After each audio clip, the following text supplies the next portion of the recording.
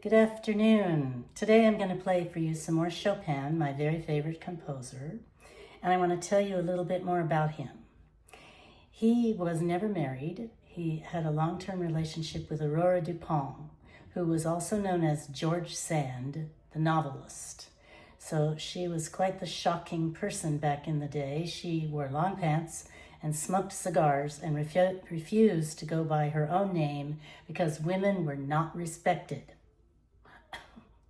So she and Chopin became an item, and she provided comfort and wealth for him as a poor musician, and took him all over the world and traveled with her 2 children, and they had a fine time for years, except his health was getting worse and worse. He was most likely suffering from tuberculosis from a young age, and they didn't have vaccinations or anything like that back then, so he just got sicker and sicker, and he also had stomach ailments and depression. But in the meantime, he had very strong shoulders and hands and was one of the best pianists of the era, and was popular, even though, he didn't make hardly any money. But one day, he went against Aurora in the raising of the daughters and had his own opinion.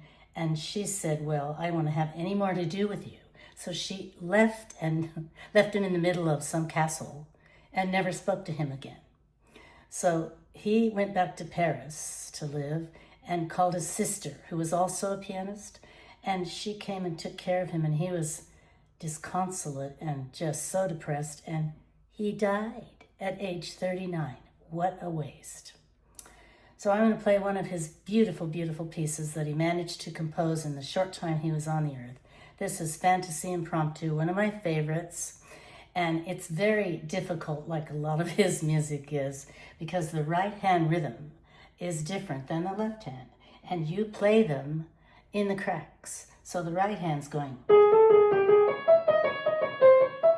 and the left hand is doing. So, if you ever have the notes hit together, you're wrong. So anyway, I hope you enjoy Fantaisie Impromptu. I just love it.